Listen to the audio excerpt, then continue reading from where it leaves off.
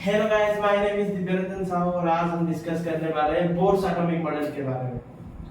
The model was given by the big scientist Niels Bohr. ऐसे उनके बारे में सुना जाता है कि the man who challenged Einstein, बहुत बड़े साइंटिस्ट हैं। आज हम जो कहानी डिस्कस करने वाले हैं ये रदरफोर्ड के एटॉमिक मॉडल के लिमिटेशंस के बाद वाले कहानी है। तो before going to that topic we should have a discuss about what is Rutherford atomic model limitations. The limitations of Rutherford atomic model. दो बड़े limitations थे Rutherford atomic model के। पहला, he cannot explain the stability of atom. Rutherford के atomic model में atom के stability के बारे में कोई भी जानकारी नहीं थी। यानी कि अगर इलेक्ट्रॉन एक न्यूक्लियस के अराउंड रोटेट करता है और रिवॉल्व करता है, according to Max Planck, any particle having mass and acceleration should radiate or emit energy, right? If any electron radiates or emit energy, अगर एक इलेक्ट्रॉन एनर्जी को रेडिएट या एमिट करता है, उसका एनर्जी घटते जाएगा और घटते घटते वो क्या करना चाहिए, आके न्यूक्लियस में कोलाइड कर लेना चाहिए। अगर एक इलेक्ट्रॉन आके वैलेंस शेल से और कोई भी ऑर्बिट से न्यूक्लियस में कोलाइड कर जाएगा, यानी कि एटम क्या हो जाएगा, डिस्ट्रॉय हो जाएगा। ये जो सारे फेनोमेनन थे ये रदरफोर्ड के एटॉमिक मॉडल में डिस्क्राइब नहीं किए गए थे, ठीक है। फिर और एक लिमिटेशन क्या थे कि he can not explain the discrete spectra. यानी कि अगर मैं कंटेनर में गैस एटम्स को लेता हूं, अगर व्हाइट लाइट को पास करूंगा, उनमें से जो स्पेक्ट्रा आने चाहिए, मेरे 7 कलर के 7 वेवलेंथ के जो स्पेक्ट्रा आता है, उनमें से कई सारे कलर आते थे और कई सारे वेवलेंथ के कलर्स गायब हो जाते थे। ये जो फेनोमेनन ये भी नहीं डिस्क्राइब की गई थी रदरफोर्ड एटॉमिक मॉडल में, ठीक है। तो आज हम जो पढ़ेंगे उसके बाद वाले कहानी पढ़ेंगे जो कि डिस्क्राइब किए गए थे बोर्स एटॉमिक मॉडल में, जो कि दिया गया था नील्स बोर के द्वारा, ठीक है। तो क्या कहता है बोर्स एटॉमिक मॉडल? पहला वाला पॉइंट क्या है? The atom has a centre called nucleus. ये पुरानी बात है, इसमें कोई नई बात नहीं है, पुरानी बात को दोहराई गई है। ये रदरफोर्ड एटॉमिक मॉडल में बोला गया था कि the atom has a centre called nucleus. अगर इसको हम एटम मानते, उसका जो सेंटर को हम क्या कहते हैं? न्यूक्लियस। अगर इसको हम एटम मानेंगे, उसका सेंटर को क्या कहा जाता है? Nucleus, right. यहीं से नई बात शुरू होता है बोर एटॉमिक मॉडल से। The electrons revolves around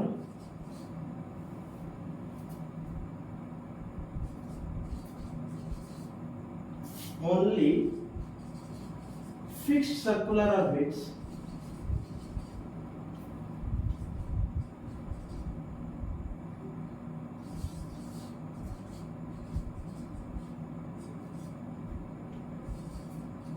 with fixed energy and fixed velocity.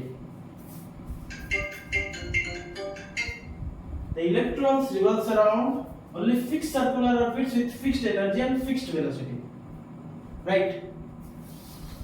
Electron क्या करता है कि फिक्स सर्कुलर ऑर्बिट में रोटेट करता है, ठीक है।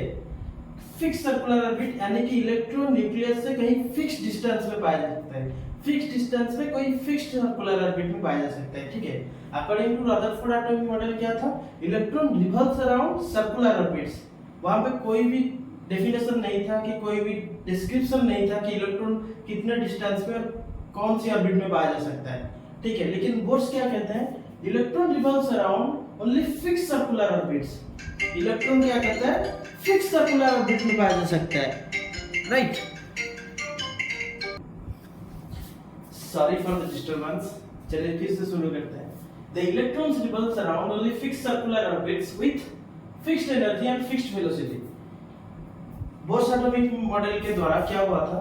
बोर्स एटॉमिक मॉडल क्या कहता है? इलेक्ट्रॉन बस एक फिक्स सर्कुलर ऑर्बिट में रोटेट करता है, यानी कि न्यूक्लियस से, अगर इसको हम न्यूक्लियस मानते हैं, इलेक्ट्रॉन कहीं फिक्स डिस्टेंस में यहाँ पाया जा सकता है, में भी यहाँ पाया जा सकता है और में भी यहाँ पाया जा सकता है। यानी कि इस डिस्टेंस के ऑर्बिट में पाया जा सकता है, इसी डिस्टेंस के ऑर्बिट में पाया जा सकता है और इसी डिस्टेंस के ऑर्बिट में पाया जा सकता है, ठीक है।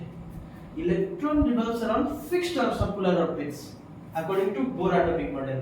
बोर एटॉमिक मॉडल क्या कहता है कि इलेक्ट्रॉन कहीं फिक्स्ड सर्कुलर ऑर्बिट में पाया जा सकता है, लेकिन according to Rutherford electron only revolves around circular orbits, not fixed circular orbits. According to Rutherford electrons revolves around circular orbits. Rutherford के एटॉमिक मॉडल का कहा जाता है कि इलेक्ट्रॉन सर्कुलर ऑर्बिट में पाया जा सकता है, उसका डिस्टेंस का कोई डेफिनेशन नहीं था। मे भी इलेक्ट्रॉन यहाँ पाया जा सकता है, यहाँ भी पाया जा सकता है, यहाँ भी पाया जा सकता है, यहाँ भी पाया जा सकता है, इलेक्ट्रॉन कहीं भी पाया जा सकता है, राइट। और बोर एटॉमिक मॉडल क्या कहता है फिर से, with fixed energy and fixed velocity. Electron जिस सर्कुलर ऑर्बिट में रोटेट करेगा उसका एनर्जी भी फिक्स्ड रहेगी और उसका वेलोसिटी भी फिक्स्ड रहेगी, राइट। फिर इलेक्ट्रॉन कौन से फिक्स्ड ऑर्बिट में पाया जा सकता है, उसके लिए बोर्स का एक रूल था जो कि क्वांटाइजेशन कंडीशन कहा जाता है। बहुत बढ़िया रूल है, बहुत बड़ा रूल है, जिसको कहा जाता है क्वांटाइजेशन कंडीशन। क्वांटाइजेशन कंडीशन क्या बताता है, the electrons revolves around those circular orbits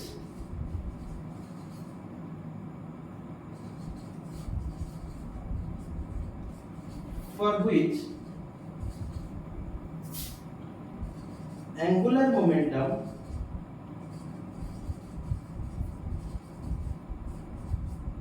L is integral multiple of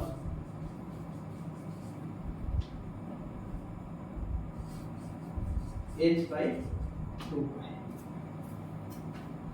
quantization condition किस लिए है कि इलेक्ट्रॉन कौन से फिक्स्ड ऑर्बिट में रोटेट करता है उसके बारे में जानकारी के लिए, ठीक है। तो क्वांटाइजेशन कंडीशन क्या कहता है, इलेक्ट्रॉन्स रिवॉल्व्स अराउंड दो सर्कुलर ऑर्बिट्स। इलेक्ट्रॉन बस उसी सर्कुलर ऑर्बिट में रोटेट करेगी जिस सर्कुलर ऑर्बिट का एंगुलर मोमेंटम क्या होगा, L is integral multiple of h by 2 pi।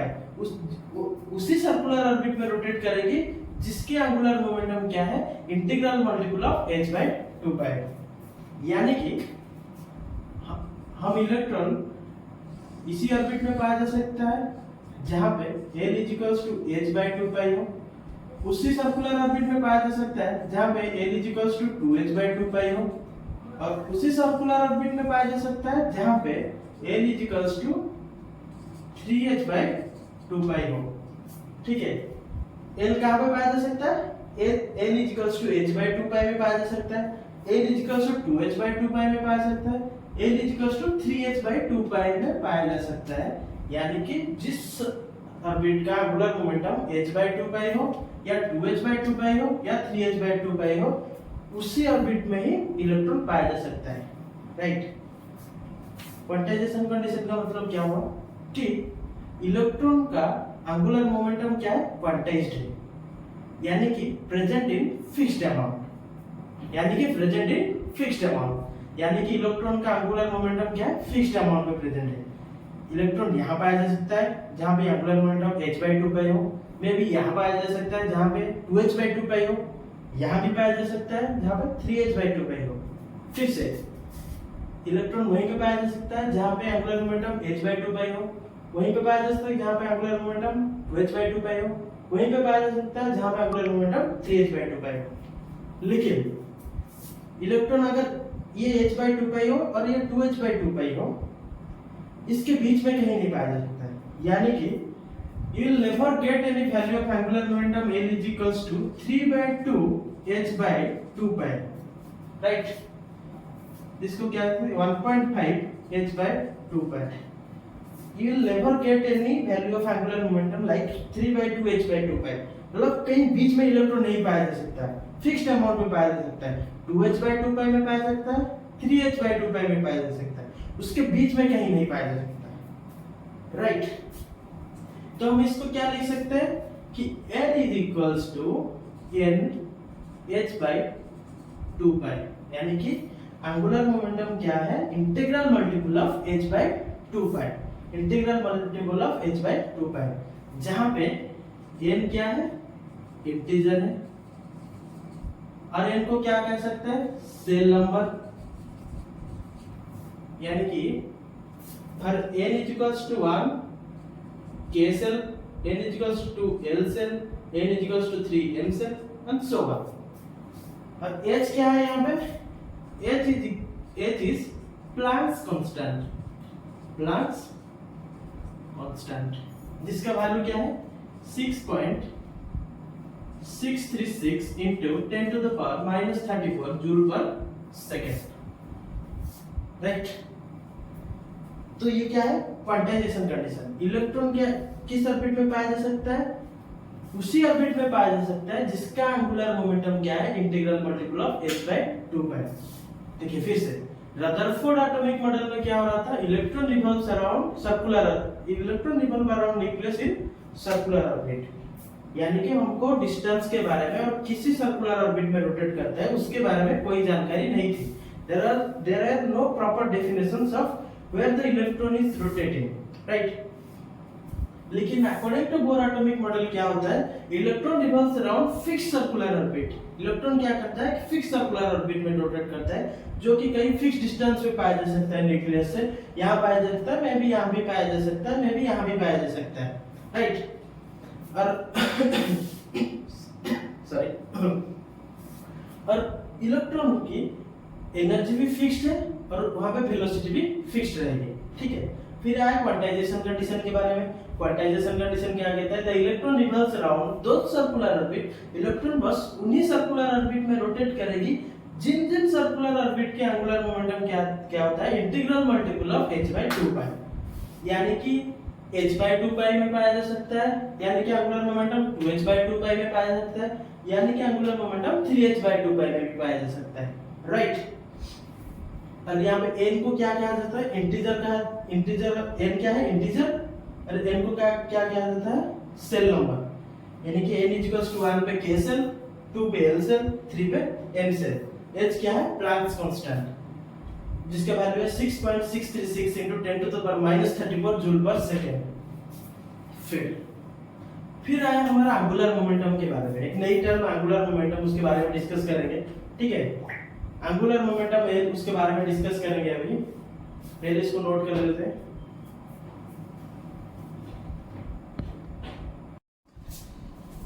फिर बोर्स का मॉडल क्या कहता है, क्या एक्सप्लेन करता है कि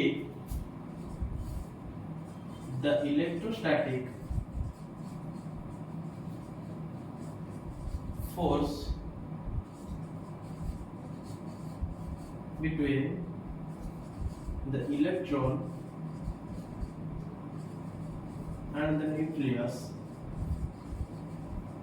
is used by the electron as its centripetal force. इसको थोड़ा समझने की कोशिश करते हैं। The electrostatic force between the electron and the nucleus is used by the electron as its centripetal force. यहाँ पे एक नया टर्म निकल के आया है, इलेक्ट्रोस्टैटिक फोर्स। नया टर्म निकल के आया क्या, इलेक्ट्रोस्टैटिक फोर्स, राइट। सॉरी, तो इलेक्ट्रोस्टैटिक फोर्स होता क्या है, दो चार्ज पार्टिकल के बीच में जो फोर्स होता है उसको इलेक्ट्रोस्टैटिक फोर्स कहते हैं, ठीक है। यहाँ पे और एक नया टर्म आया है, सेंट्रीपिटल फोर्स। चलो समझते हैं इसको। सेंट्रीपिटल फोर्स होता क्या है, कोई चीज को रोटेट करने के लिए, कोई चीज को रोटेट करने के लिए, अगर यहाँ पे एक पार्टिकल है, सपोज इलेक्ट्रॉन, ये हमारा न्यूक्लियस है, एक इलेक्ट्रॉन को रोटेट करने के लिए एक फोर्स का जरूरी होता है, उसी फोर्स को क्या किया जाता है, सेंट्रीपिटल फोर्स। सेंट्रीपिटल फोर्स, जो फोर्स सेंटर की ओर डायरेक्टेड होता है, राइट। जैसे कि हमारा अर्थ हमारा सन के चारों ओर रोटेट करता है, ठीक है। अर्थ और सन के बीच में एक फोर्स होता है जो कि सन की ओर डायरेक्टेड होता है, ग्रेविटेशनल फोर्स, जी ग्रेविटेशनल फोर्स। उसी ग्रेविटेशनल फोर्स को अर्थ यूज करता है अपने सेंट्रीपिटल फोर्स में। अपने रोटेट करने के लिए जो फोर्स चाहिए अर्थ को, उसी ग्रेविटेशनल फोर्स को अर्थ क्या करता है, अपने सेंट्रीपिटल फोर्स में यूज करता है। ठीक वैसे ही electrostatic force between electron and nucleus, दो चार्ज पार्टिकल के बीच में जो फोर्स होता है उसको इलेक्ट्रोस्टैटिक फोर्स कहा जाता है। और उसी इलेक्ट्रोस्टैटिक फोर्स को इलेक्ट्रॉन क्या करता है, अपना सेंट्रीपिटल फोर्स में यूज करता है। यानी कि हम इसको लिख सकते हैं F electrostatic is equals to F centripetal, यानी कि electrostatic force is equals to centripetal force in case of electron and nucleus, right. फिर बोर्स पोस्टुलेट क्या कहते हैं, while revolving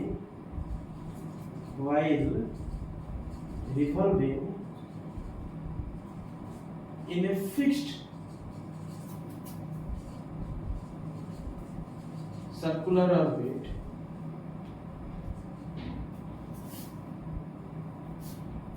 while revolving in a fixed circular orbit or in a particular circular orbit, electron neither gains energy nor loses energy। Electron एक particular cell में rotate करने के लिए और इलेक्ट्रॉन एक पर्टिकुलर ऑर्बिट में रोटेट करने जब करता है और करने के लिए या इलेक्ट्रॉन गेन करता है ना इलेक्ट्रॉन लूज करता है। जब इलेक्ट्रॉन एक पर्टिकुलर ऑर्बिट में रोटेट करता है ना वो एनर्जी गेन करता है ना एनर्जी लूज करता है, राइट। तो उसको क्या माना जाता है, उसका स्टेशनरी स्टेट। ठीक है, यहाँ पे एक नया टर्म आया क्या, स्टेशनरी स्टेट। ठीक है, जिसको डिनोट किया गया n equals to 1 is k shell, n is equals to 2 is L cell, n is equals to 3 is N cell, n is equals to 4 is N cell। यानी कि electron अगर एक particular orbit में rotate करता है ना वो अपना एनर्जी लूज करता है ना वो कहीं से एनर्जी गेन करता है। फिर लास्ट एंड फाइनल पोस्टुलेट क्या कहता है, if any electron gains energy, it will jumps to higher energy state, जिसको कहा जाता है एक्साइटेशन ऑफ एनर्जी।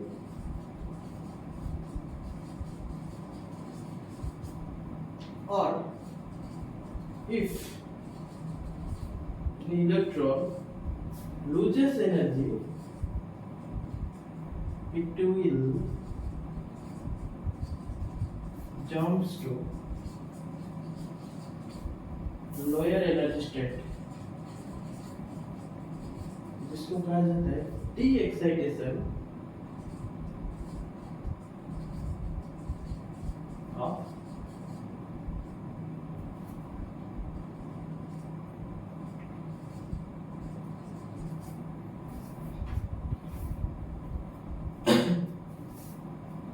अगर एक इलेक्ट्रॉन एनर्जी गेन करता है तो हायर एनर्जी स्टेट को जंप करता है, ठीक है, जिसको कहा जाता है एक्साइटेशन। ठीक है, एक्साइटेशन ऑफ एनर्जी। अगर एक इलेक्ट्रॉन एनर्जी गेन करता है तो वो एक्साइटेड स्टेट में जाता है, हायर एनर्जी स्टेट में जाता है, राइट।